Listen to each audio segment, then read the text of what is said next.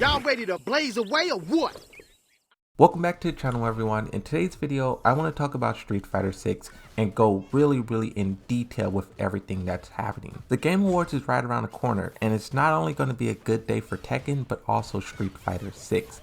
I have a news article here, and I just want to read the headline and a little paragraph under, but it gives us a really good understanding of what's happening. Street Fighter 6 has been rated, suggesting release date news could come soon.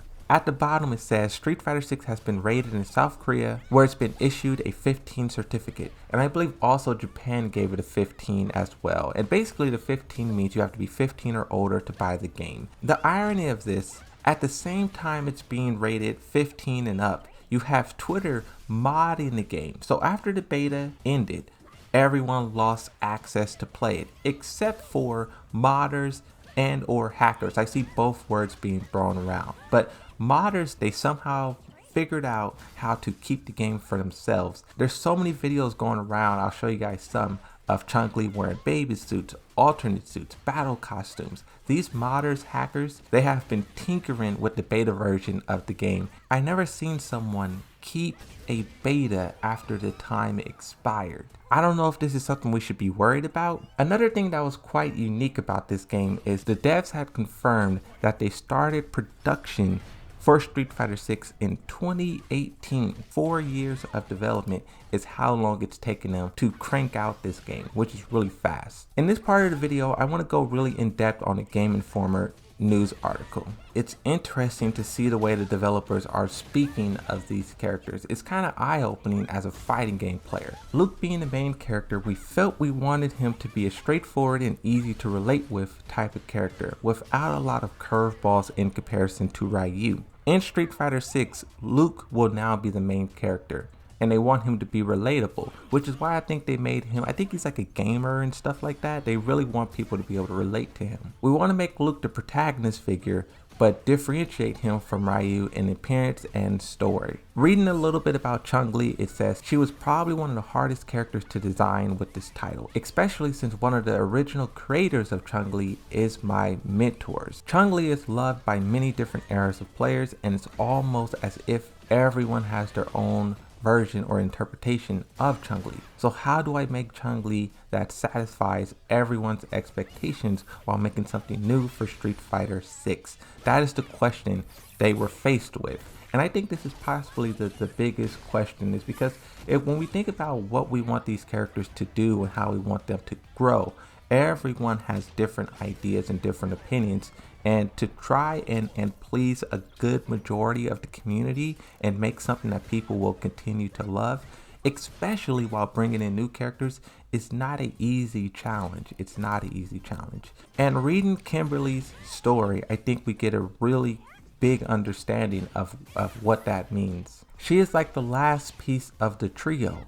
Luke, Jamie, and Kimberly. That is almost related to how Ryu, King, and Chun-Li were back in the older generations of Street Fighter. We wanted to kind of recreate the relationship with the new characters. So Kimberly is the last piece to the puzzle, essentially.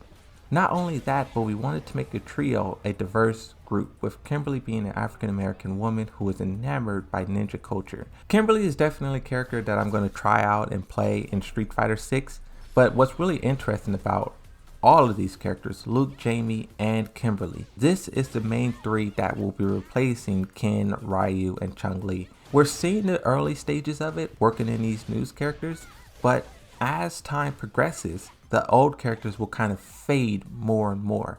And I really think it's kind of necessary in a sense, because after a while, the games become predictable, become stale. These fighting games like Tekken, Mortal Kombat, and Street Fighter has been there since the beginning of gaming. Yet they have stayed pretty much the same for the past 20-30 years. They haven't really changed much. So to see Street Fighter 6 changing their main characters like this is kind of huge. When it comes to Jamie, he's always wanted him to be a rival figure to Luke. Unlike Luke, who uses more of a modern MMA style of fighting, Jamie utilizes more of an ancient, drunken boxing kind of kung fu. We felt that just having that isn't enough. So we incorporated more modern elements of movement like breakdancing and stuff that is probably more relevant to the younger generation of people. We wanted to emphasize that hybrid fighting style of this olden drunken boxing mixed with breakdancing movements. When I look at the character Jamie, I see two characters. I see Eddie from Tekken 3 and I also see Lei Wulong from Tekken 7.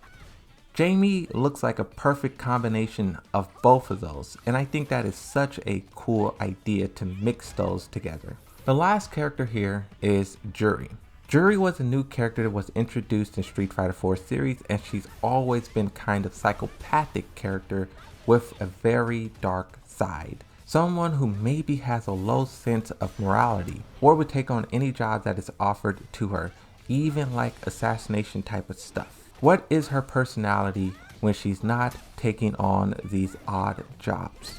And what does she do during her spare time? It led to this person who maybe doesn't live the most healthy lifestyle, who's just always on her smartphone, always taking pictures of her enemies she defeats and shares that on social media. She's not the most elegant type of character, but it seems like people really pay attention to that and notice some of the behavioral antics from her. She's always been a cool character in my opinion. I love how they differentiated her from the others. Typically we see these characters become like good guys, be heroes, but Juri is like far from that.